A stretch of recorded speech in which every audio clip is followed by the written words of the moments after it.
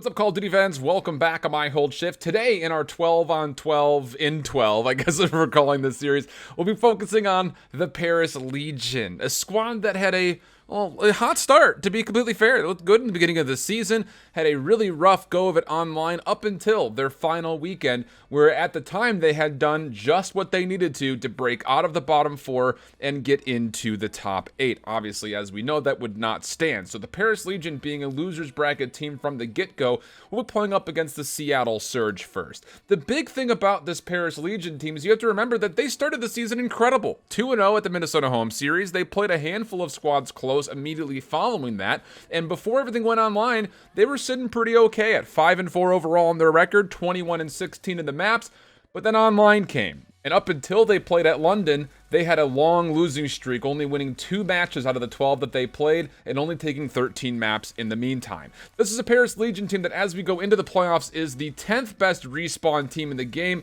Not the greatest differentials in their hardpoint or their domination, especially in the hardpoint, nearly losing on average by 27 points. It's not that great.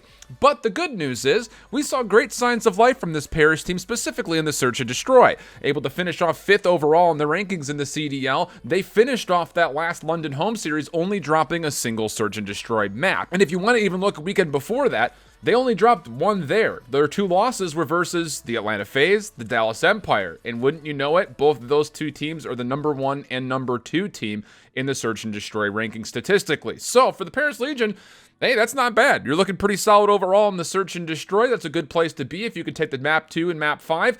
But the cool thing about this Paris Legion team is we're starting to see them get slowly but surely better at the respawn overall. In that last weekend at London specifically, they went 3 for 5. Not the greatest, but really outside of 2 losses to Dallas, everything was actually pretty darn close. You can kind of copy and paste that same conversation over to the domination, where they went 2 for 3, but the bad news was their losses were a bit more convincing. So, for Paris, there's a lot to figure out, and there's a lot of question marks, I think, surrounding where do we really rate this Paris Legion squad? I had a chance to sit down with Kismet to talk about what happened throughout the regular season between LAN and online and how they're feeling after they're able to finish off the regular season on a high note, and they've got an expected matchup versus Seattle Surge where I think a lot of people would have them as the favorites. Joining me now is Kismet for the Paris Legion. I'm sure everyone's favorite player in the league. I know he's my favorite player in the league. I'm just going to go ahead and say that. Look at that smile. You can't help but love that smile. Love that. We've got to talk Paris, though, obviously, with everything that kind of, we'll say, I won't necessarily say went wrong with the season, but how things kind of changed. At the beginning of the season, you guys seemed to be going off pretty nicely. 2 wins in the opening weekend, a handful of extremely close games versus Minnesota and Chicago in the weeks to follow. But after that, when things went online, you guys were really only able to pick up 13 total maps before that final weekend of the season. So my first big question is, what was the big thing that really changed between that Atlanta home series where everything was still on LAN and then going over between then and really London when you guys last played? It has to be the whole online aspect. We have a lot of players that are in Cali that's based in California, which kind of hinders us on online play when it comes to server vetoes, which that kind of stuff is outside of our control in a sense.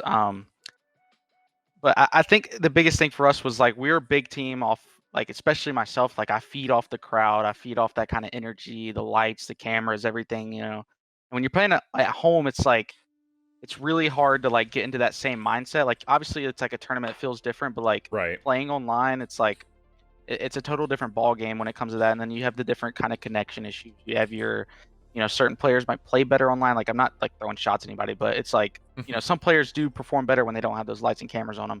Right. And I think that for us, it kind of made it really hard for us to bounce back. We never had a crowd to feed off of if we were doing good or whatever. So I mean, definitely just the whole switch from LAN to online kind of hindered us, which sucks because it's not anyone's fault besides just the whole situation we're given. But I mean, I don't know. I mean, it's just unfortunate how it happened, but we're just trying to keep a clear head going forward. No, it looks like you guys kind of have made a handful of corrections. I think this past weekend when you guys were at London, you guys were talking about that Search and Destroy was a major focus for you guys. And the results obviously exemplified the work ethic that was put in those last 2 weeks. So really my kind of big question is, where do you go from here? Are there specific focuses to try to remedy some of the hard point and domination mistakes? Because it's been kind of a 50-50 mode for you guys in the last couple of weeks. I mean, going into champs, I mean, obviously we still have that same eye on S&D, like, because we understand kind of where we're at in this, like, as a team, I guess. Like, we understand that we're not your superstar players in a sense when it comes to like flashy talent all the time, like all 5 of us at once. Like, that's just, it is what it is. Right. So we have to understand how to play the game at our, like, what we can perform at in a sense.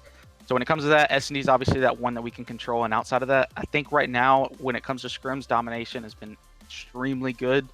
I don't think we've like lost a domination map in the past like week of scrims. Like, we've been 3-0ing teams in domination every single time at like large like numbers, I guess. Like, the difference is not like, 150 to 145. It's, 180 to 100 kind of like domination. So it's been really good domination. So I think going into champs, we're going to super focus on that map 3. Like, I told my team, if we win map 2, 3, and 5, and we lose all the hard points leading up, and yeah, so what? I don't care. I will gladly win, like, go map 5 every single series if I know that we're like the best team in S&D and the best team in domination.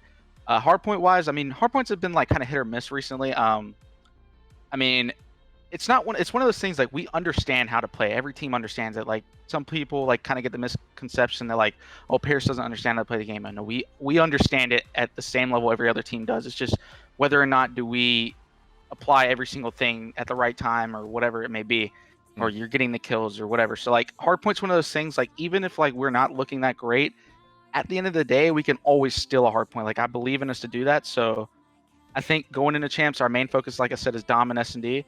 And then hardpoint will just kind of flow like what we've been practicing the whole year. And then if we steal one of those maps, it makes that series that much easier for us and that much harder for the other team. Right. I actually really love that mindset with map 3 specifically, because honestly, especially considering you guys have to go through a loser's bracket run, that domination is going to be, I think, a big focal point for a lot of those teams that are surrounding you guys. So a good segue point, though, because outside of the Piccadilly Search and Destroy, you guys actually have one of the most diverse map pools in the CDL. I'm not sure if you recognize that or not, but has this been an active strategy for you guys, trying to be well-versed everywhere, or is there any kind of consideration for you guys trying to focus it down, especially in the hard point when it comes to playoffs in a couple of weeks?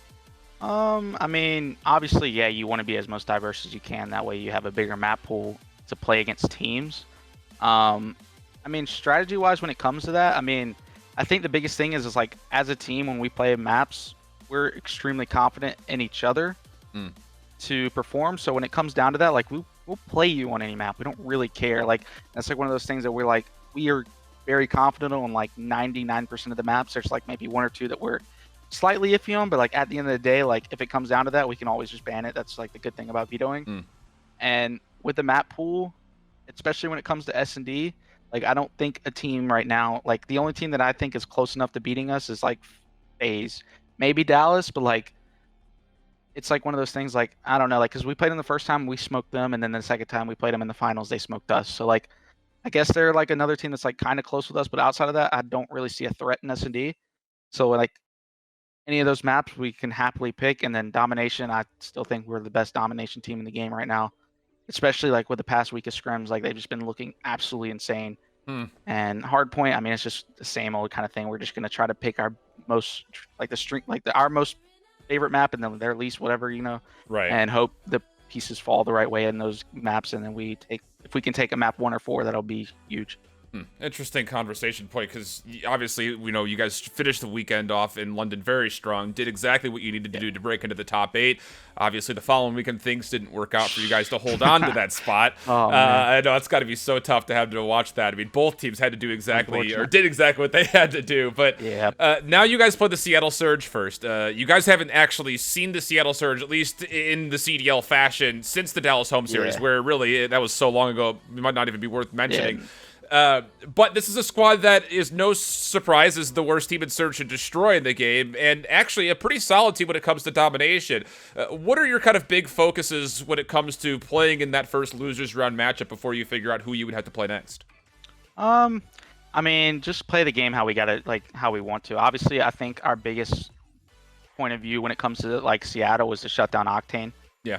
He is a very, very talented player. He can carry his team if he has to. I'm not like throwing shots at his other players, but he is just a talented player. Right. So if we make him as most uncomfortable as we can, it'll make that series that much easier for us. Hardpoint, I think, is going to be a weird one for us because, like, obviously, stats-wise, we're not the greatest hardpoint team, and I don't think they are either. I'm not too sure. I believe they're kind of in the same boat where they're really good domination and, like, well, they're not super great at S&D. I know they went on that super dry streak of S&Ds. Yeah. So I think if we can exploit them in that, which we should, we have a lot of VOD review on them, a lot of strats that they like to do, everything, and we've got different strats, obviously, since the most recent tournament we played in.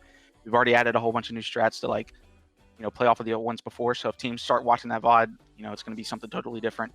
So I think if we play our game the way we need to and shut down Octane, pick maps around to where he's not going to be as impactful, the series should go fairly easy.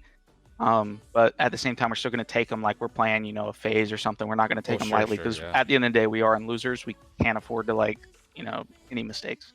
Do you think that mindset, just kind of a final last question, do you think that because you know that you have to make this long losers bracket run, that it kind of gives you that game at a time mindset, maybe more than teams that are in the winners bracket that are sitting here saying, oh, well, we have to play Florida next or maybe Dallas after that, where you don't actually even know who your opponent is going to be. It's just, let's show up and frag. I mean, at the end of the day, if you've watched this year, like, people predicted things and it's been the total opposite. Like, it's super day-to-day right now. So when it comes to that, yeah, it's super easy to just look at one match at a time. We're not really worried about the matches after. We'll just deal with them as it comes. I mean, I prefer, like, obviously I don't like being in losers, but at the same time, I kind of like where I'm at because I understand Seattle is not a bad team, but I think we can really get confidence going against them. And that's a big thing with our team, is get a lot of confidence. And if we beat them, we go into the next match against whoever, like, it's going to just steamroll over and over and over.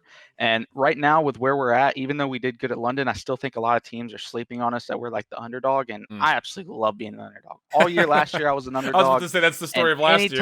Anytime I was with people, it felt that much better, So I'm coming into this tournament, like, obviously I know where I'm at, but at the same time, like, I know what I'm worth and what I can get. So I'm not, like, stopping. Like, you're going to literally have to beat the brakes off me to, like, put me out of this tournament. Like, I'm not going lightly at all. So love that mindset. Kismet, thanks so much for taking the time to sit down and chat with me, and of course, best of luck in a couple of weeks, my man. Yep, thanks, man.